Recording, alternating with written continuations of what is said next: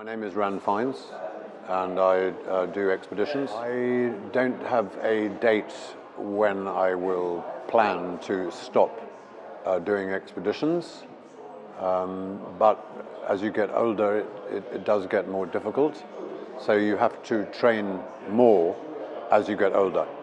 When I started doing expeditions, I was maybe 20 years old and had just got married. And in those days, the navigation, which is important for breaking world polar records, navigation and communications was very different.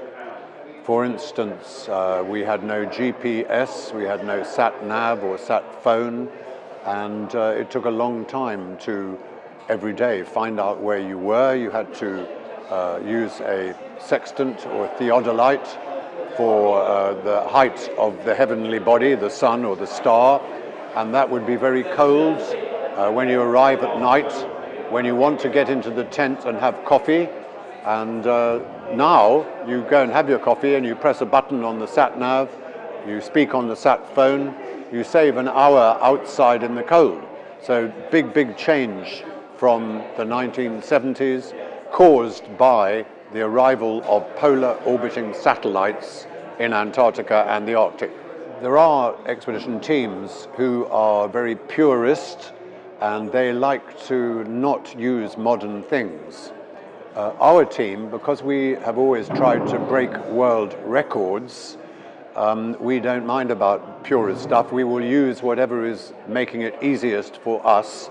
Obviously, we won't use an aeroplane if we're doing a surface record, but in terms of modern watches and things like that, iPods, we will use whatever is available, and as long as it operates at -40, which a lot of modern, clever digital equipment does not operate at very low temperatures.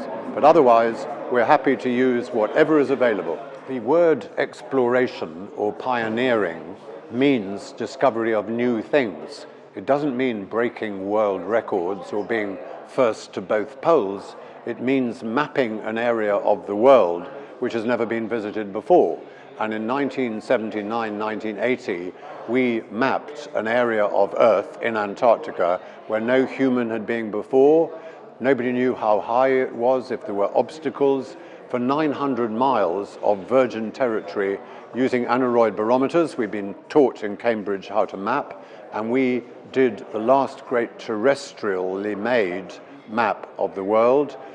4 years later, satellites arrived in the polar areas and did everything and rendered that sort of mapping redundant. Today, everything can be seen from satellites, so the original form of exploration and map making is not possible, because even in a Brazilian jungle, they can, from the satellite, see through the trees to where the streams are.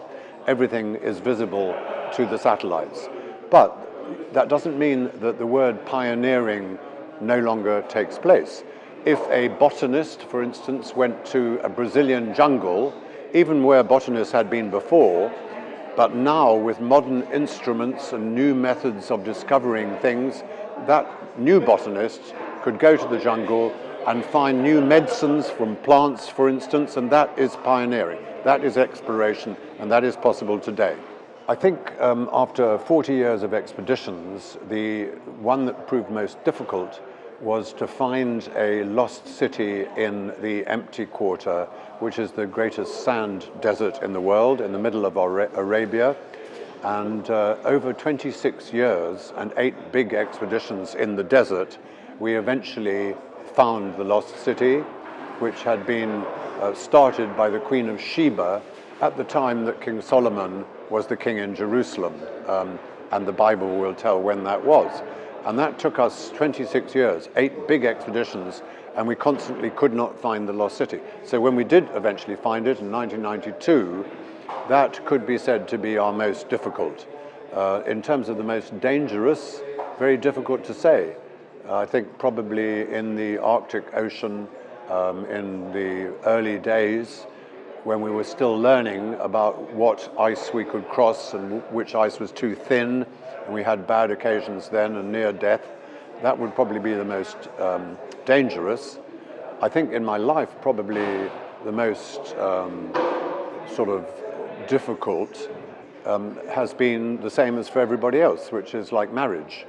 And I've been very, very lucky because my first wife, for 38 years before she died, we did everything together.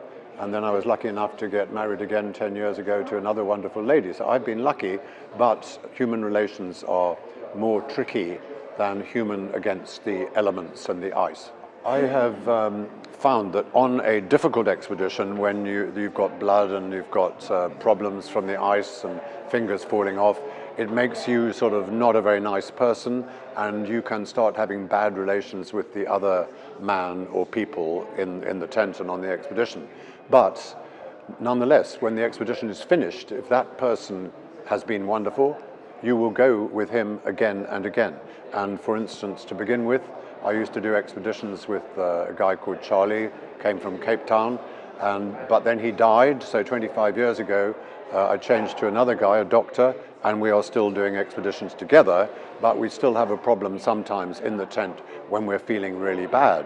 The difficulty is when you are by yourself on an expedition and you feel all this, but there's nobody else to take it out with.